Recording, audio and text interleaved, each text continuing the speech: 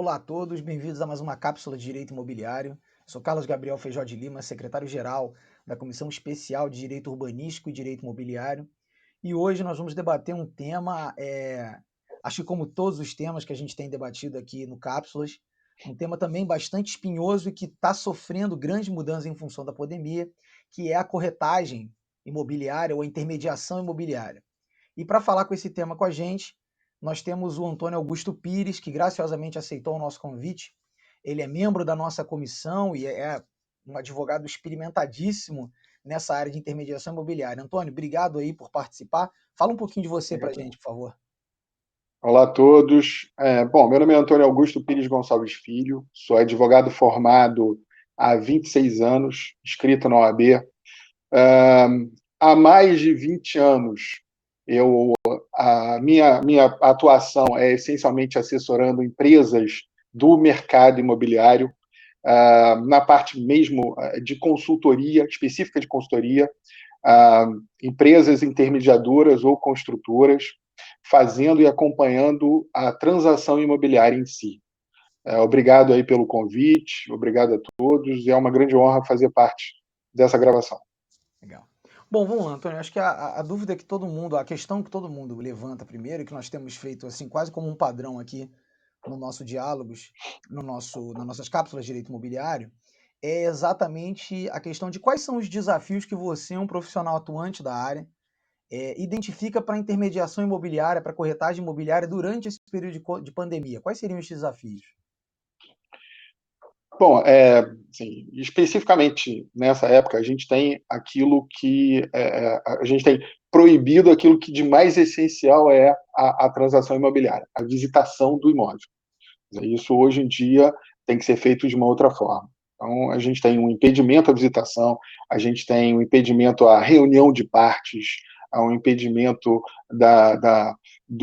desse trabalho que é essencial à intermediação, que é trazer uma parte ligada à outra. A gente tem que entender que, assim, para os nossos colegas de profissão, para os advogados, existem várias nuances nisso. Quer dizer, numa transação imobiliária, o advogado pode estar ali contratado por um vendedor, um proprietário de um imóvel que tem a intenção de fazer a venda, fazer aquele imóvel, pode estar contratado por um comprador, um camarada que tem a pretensão de comprar um imóvel, vislumbrou ali uma boa oportunidade, um bom negócio, e pode estar mais ainda assessorando a intermediação em si. No meu caso específico, eu sou diretor jurídico de uma grande empresa de corretagem de imóveis hoje no Rio de Janeiro, e o meu objetivo principal é assessorar o negócio em si, intermediar o negócio, a compra e venda. Me interessa a legalidade do negócio, a licitude do negócio e realizar. Hoje, nós temos o afastamento dos profissionais de intermediação, obviamente as empresas fechadas, trabalhando de forma virtual, criando novas ferramentas para o atendimento aos interessados, tanto vendedores quanto compradores. A gente tem um risco grande em relação a isso, a esse tipo de demonstração do imóvel, e aumenta mais ainda a responsabilidade do intermediário. Ele é o camarada que tem que trazer, que tem que agora ser, notadamente, os olhos do comprador e do vendedor na apresentação do produto. O produto agora ele está distante do alcance de todo mundo. E o intermediário ele tem que ser aquele profissional capacitado a trazer, a dar todos os esclarecimentos, não só os que são mais da parte jurídica, quer dizer, a documentação em si, mas especificamente o empreendimento, o produto em si, a trazer todas as informações, todos os detalhes para ele fazer o seu negócio, para ele fazer a sua intermediação. Perfeito. E aí um ponto que eu acho que chama bastante atenção para a gente é que no momento em que você tem essa dificuldade de fazer a visita, né, esse contato físico ali, quase emocional, do comprador com o imóvel, eu acho que assim, floresce muito mais aquele dever que o nosso corretor tem, né, daquele que promove a intermediação, de bem informar o adquirente, né, o propenso adquirente ou o propenso locatário. Como que você vê essa questão da informação? Você acha que esse é um momento em que nós temos que repensar a nossa forma de prestar as informações, de coletar as informações, de disponibilizar essas informações? Como que vocês estão lidando com isso? A gente tem que ver o seguinte, assim, por mais que não se queira, a gente está vivendo uma evolução do mercado, aliás, de todos os mercados. Então, essa evolução, ela também já aconteceu num passado não muito distante.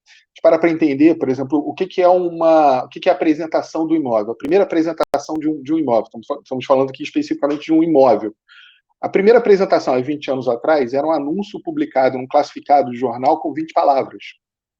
Era um anúncio escrito, que era caro, inclusive um meio de propaganda cara, mas era o único meio de propaganda que existia àquela altura. 20 anos atrás era isso. Era um anúncio que se publicava num sábado e domingo e quem publicava ganhava uma quarta-feira, no anúncio no classificado de quarta-feira. Caro, restrito a poucos e com poucas informações disponíveis. Pois é, né? Pagava por caractere, né? Então... Exatamente, eram 20 palavras ali no máximo, 20. Então, só que hoje, essa publicidade ela já acontece via mídia digital, que é um negócio extremamente gratuito, é de graça, acessível a todo mundo. Hoje você não precisa ter um computador de última geração para estar ligado às mídias sociais, basta um telefone razoável, de razoável para mais. Então, assim, a ferramenta hoje à disposição do intermediário, ela é muito mais acessível. E, com isso, muito mais informação. O que se tinha antes da gente iniciar o período de confinamento, isolamento e tudo, era uma mídia social que trazia só uma informação quanto àquele profissional. Uma mídia social que era usada pelo intermediário quando ele publicava alguma coisa em relação a ele mesmo, um produto ou outro, mas uma chamada ou outra, alguma coisa assim. Hoje, as mídias sociais são usadas para visitação do produto. Quer dizer, nós temos casos em que o corretor entra num empreendimento, chama o cliente, telefona, liga para o cliente via WhatsApp ou via qualquer outro aplicativo, plataforma, e começa a fazer a visitação online. Ele faz ali, ele apresenta todo o imóvel para o cliente da maneira que o cliente quer. O que você quer ver agora? A saída do prédio agora, vou entrar no elevador. Ele começa a filmar entrando no elevador, indo para a portaria, abrindo a porta, indo para a rua. E a visão da rua para dentro. Quer dizer, hoje o profissional ele tem que ser muito mais capaz de atender isso do cliente. E aquele profissional que tiver habilitado, tiver capacidade de entender essa necessidade do cliente, de ser os olhos do cliente, de ter o gosto do cliente, a imaginar que o cliente vai atender aquilo ali, e aí com isso tudo, a gente está falando de riscos, é apresentar todas as nuances do empreendimento, todas as nuances do produto que ele está apresentando, pontos positivos e pontos negativos, aonde fica aquilo, aonde está localizado. O máximo hoje que um cliente vai conseguir ver é o lado de fora. Verdade. Mas, assim, se a gente imaginar que um lançamento também tem a mesma característica, e mesmo antes do Covid, mesmo antes do confinamento, a gente tinha um stand de vendas que tem lá uma maquete, no máximo uma maquete que é uma redução absurda do tamanho de um prédio.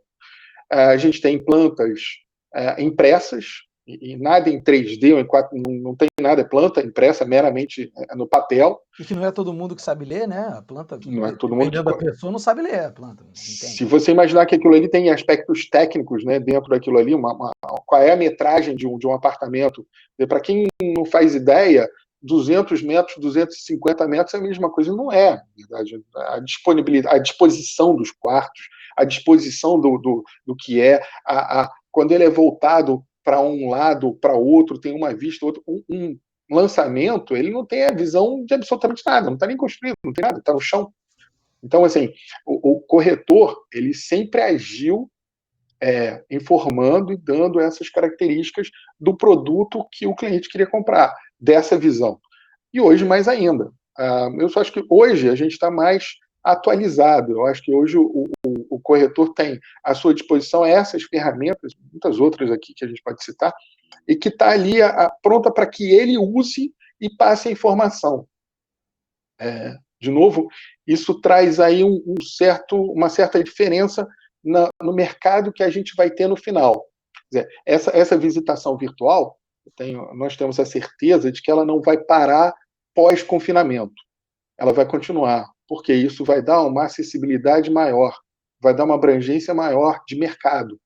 Aquele profissional vai conseguir atingir não só quem está dentro do território do imóvel que ele está mostrando, mas como quem também está bem fora, bem longe. Perfeito. Então, assim, vendas, transações vão acontecer com atores que estavam distantes do negócio.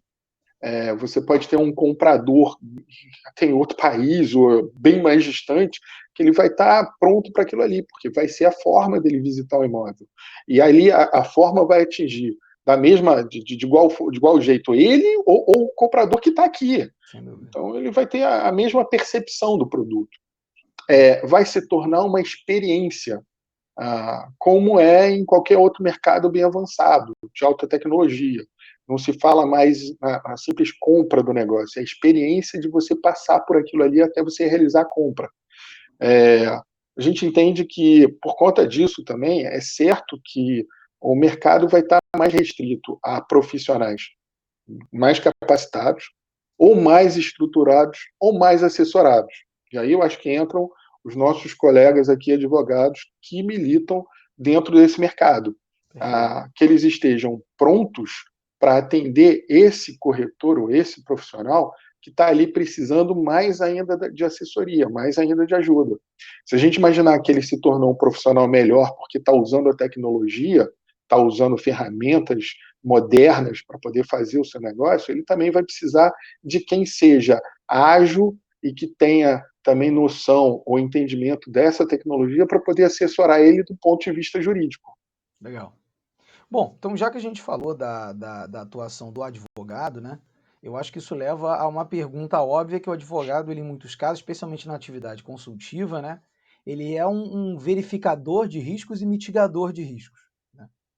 E a gente está no meio, o mercado passou por uma mudança violenta, a jurisprudência também sobre a temática de corretagem é uma jurisprudência que, se nós fizermos uma análise assim genérica, é uma jurisprudência, não vamos falar contra, mas é uma jurisprudência que não que reconhece no corretor um dever talvez maior, mais abrangente do que a própria literatura a literatura jurídica reconheça, ou até que a lei mesmo reconheça, né? Se verifica no corretor imobiliário, né, de imóveis, um dever ali muito amplo de informação, de bem agir na condução dos seus negócios.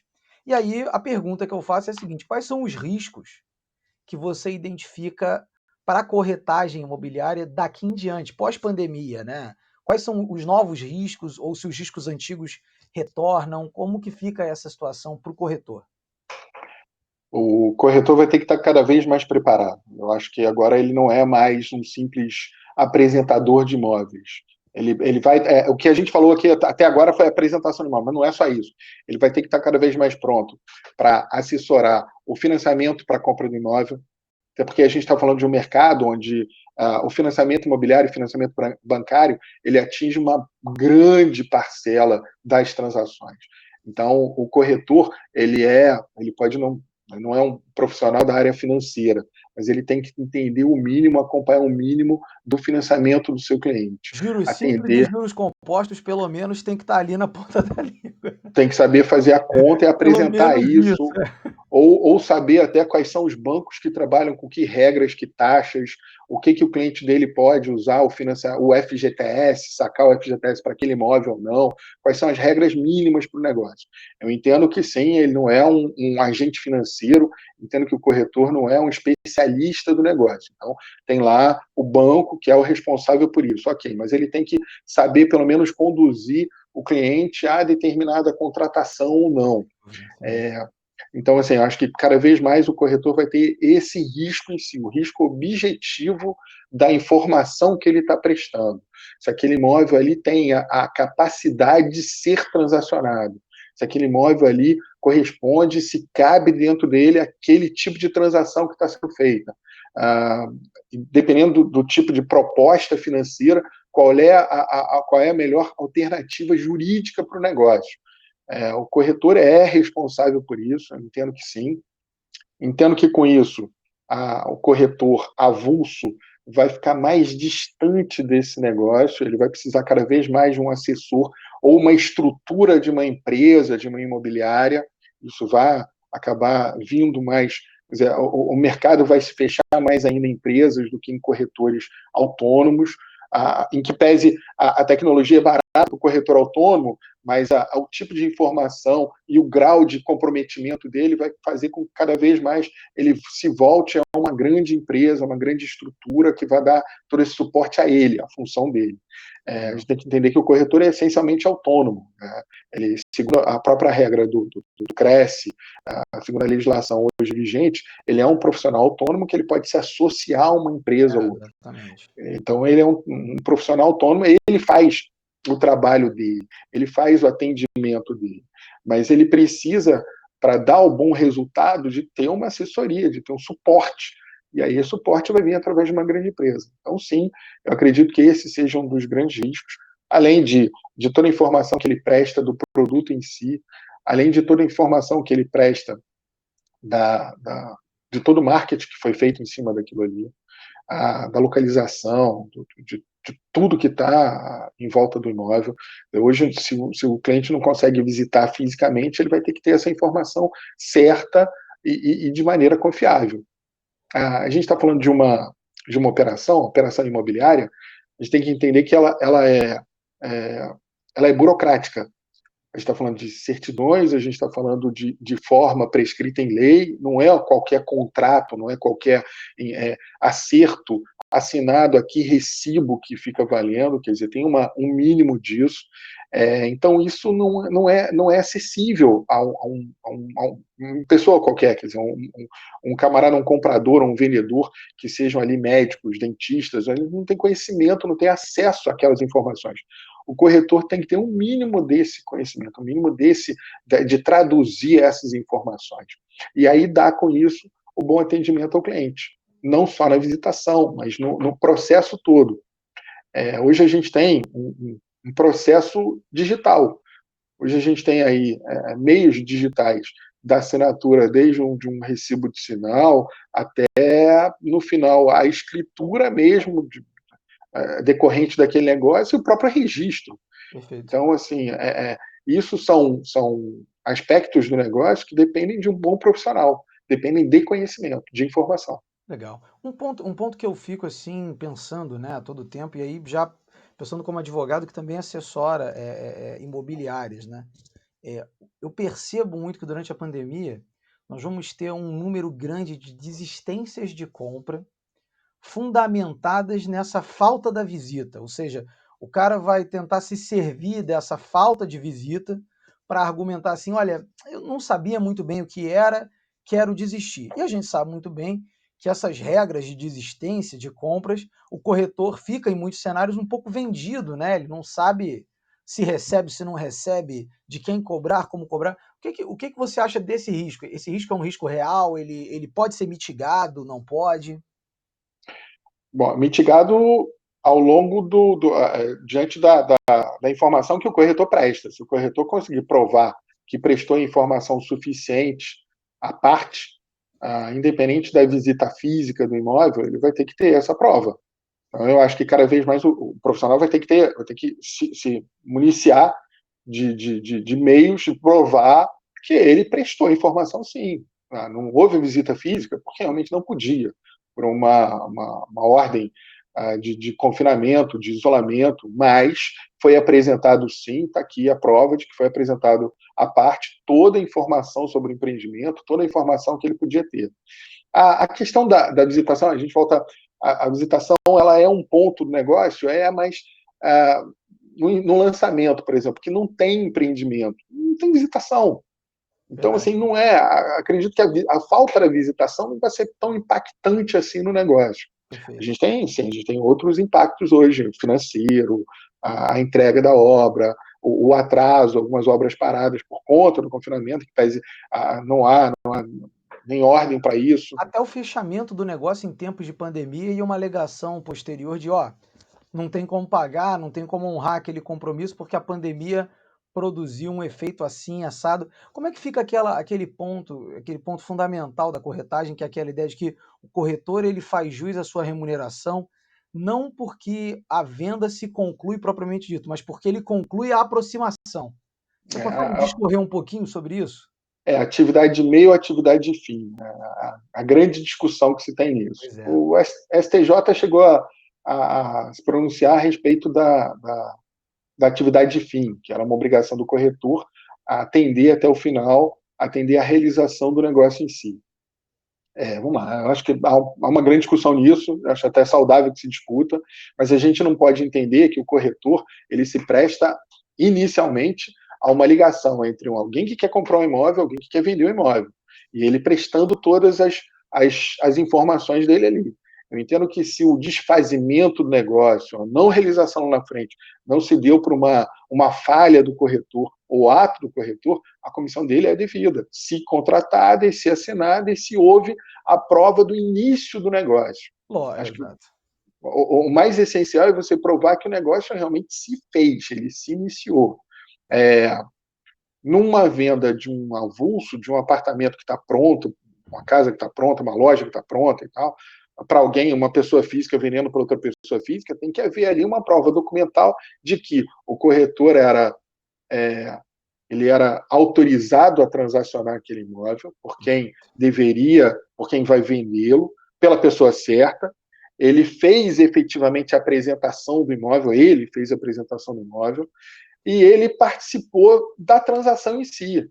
Tem ali um instrumento, tem uma prova concreta de que o comprador, aquele comprador, pagou aquele vendedor alguma coisa, iniciou a transação. Perfeito. E aí eu acho que é documental, é prova documental, não é só verbal, e prova e pagamento financeiro, quer dizer, a obrigação de pagar. O comprador foi lá e pagou alguma coisa, deu aquilo ali como início. O corretor provando, fazendo parte daquela transação, ele tem sua comissão devida se por acaso o desfazimento não acontecer por nenhuma obrigação dele, ou nenhum ato dele, ou omissão dele. O corretor pode ter dado alguma informação errada, ou o corretor pode ter omitido alguma informação, mas desde que seja relevante ao negócio. Não acredito que o simples fato do comprador querer desistir do negócio de maneira, não sei, sem motivo nenhum, seja a causa de eximir o corretor de receber a sua remuneração, a sua comissão. Perfeito. E aí eu acho que vale fazer o adendo, né, disso tudo que foi falado, concordo, gênero, número e grau, e eu acrescentaria que o corretor ele tem que ter um cuidado, e daí a importância da sua assessoria jurídica e tudo mais, que a relação que ele estabelece com aquele que lhe contrata, e até a relação que ele estabelece com aquele que está adquirindo o imóvel, é uma relação que normalmente a jurisprudência reconhece como uma relação submetida à legislação consumerista. Por mais que ele seja um profissional autônomo e tenha as benesses que a lei estabelece ao profissional autônomo, um ponto que eu acho fundamental de relembrar é o ônus de ter essa documentação, o ônus de provar que bem agiu, recai sobre o nosso corretor. É o corretor que tem que provar que bem agiu, que informou adequadamente, que o fez. Então, eu até costumo falar muito que ele tem que se acostumar a produzir uma espécie de dossiê da venda, o dossiê Sim. da intermediação. Então, trocou um e-mail, aquele e-mail passa a integrar o acervo probatório de como é que a coisa começou e como é que a coisa terminou. Seja para bem, seja para mal. Sim. Até mesmo porque, Antônio, me corrija se eu estiver enganado, não é incomum que uma venda mal sucedida, por N motivos, muitas vezes o vendedor, que contrata o corretor, quer se voltar contra o corretor, dizendo que o corretor fez errado, ou vendeu mal, ou foi inadequado, e aí é importantíssimo que ele esteja bem robustecido de provas para evitar esse debate. E aí, aproveitando que a gente falou isso, agora endereçando aqui aos nossos colegas advogados e, claro, corretores que estejam acompanhando aqui essa nossa conversa, quais seriam as dicas que você daria para estabelecer esses mecanismos de mitigação, esses mecanismos de maior segurança para essas operações? Eu acho que é primeiro reunir esse conjunto de provas. Ele está, bom, primeiro lugar, acima de tudo, é ele ser profissional capacitado e habilitado para isso. Quer dizer, tem que estar regularmente inscrito junto ao CRES para ser um corretor. Mas é bom falar isso. Primeiro ponto. Então tem que estar para que ele seja realmente um corretor. Inscrito no CRES, regularizado junto ao CRES. Perfeito. A partir daí ele está habilitado para o negócio.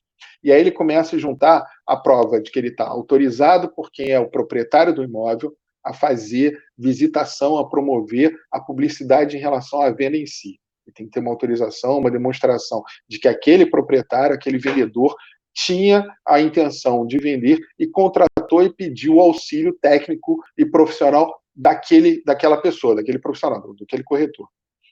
Ele ter a prova de que ele fez a visitação. Antigamente a gente trabalhava com formulários, então a maioria dos corretores trabalha com formulários para impressos, autorização de venda já escrita, ficha de visita e tal. Eu acho que hoje em dia a gente pode até trocar isso, guardadas as devidas proporções, mas trocar isso por outras provas, tipo mensagem de WhatsApp, e-mails, mas desde que tenham ali as informações mínimas, quer dizer, desde que seja objetivo e diga: eu, Antônio, autorizo Gabriel a visitar, a fazer a demonstração e a trazer clientes, pretendentes, compradores para o meu imóvel da rua tal, tal, tal. Quer dizer, tem que estar objetivo e descrito ali o que é, que finalidade se predispõe aquilo. Fazer a visita e trazer aí todas as provas de que ele efetivamente fez e trouxe toda a informação do empreendimento, do imóvel em si.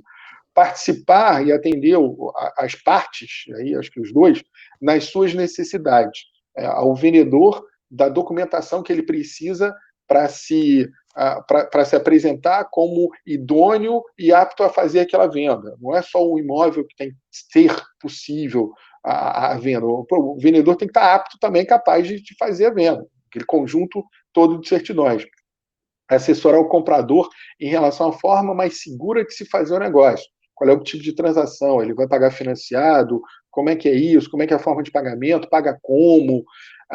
Hoje a gente tem vários detalhes aí, desde do início do ano, o provimento da Corregedoria, do Conselho Nacional de Justiça em relação à forma de pagamento. Você tem que identificar tudo que foi pago, cheques, números de cheques, TED, para quem foi, que precisa estar transcrito na escritura, até inclusive no financiamento bancário, no contrato de financiamento bancário.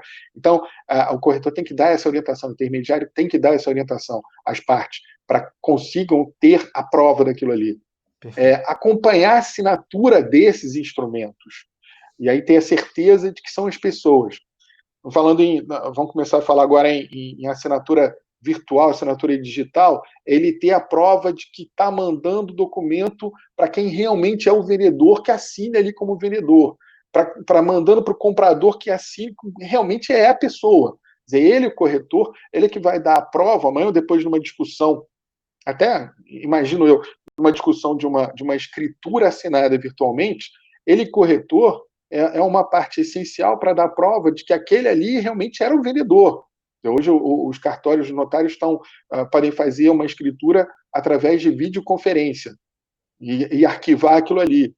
O corretor é uma dos principais depoimentos ali, testemunhas, para provar de que aquele que estava no vídeo era efetivamente o comprador que ele apresentou, que ele levou no negócio. Então, ele tem que estar capacitado, tem que estar habilitado para isso, tem que ter esse conhecimento. O registro em si, como é que se faz? E acompanhar o seu negócio desde a captação até efetivamente a escrituração e registro final. O corretor, eu acho que lá nos primórdios, era aquele que fazia a captação de um imóvel. Mas hoje não é só captar um imóvel, hoje não é só trazer um imóvel, é seguir a transação até o final. E com isso demanda experiência, demanda conhecimento. A gente está passando por um momento no mercado em que não há uma crise de confiança, não há uma crise financeira, não há uma crise por conta, uma crise mundial. Não é restrito ao mercado de construção, não é o mercado imobiliário, não está restrito a nada. A gente experimentou aí no começo de 2020 uma crescente no mercado, até o número de lançamentos, até informado pela própria ADM aí, estava atingindo o melhor cenário do primeiro trimestre desde os últimos 4 anos.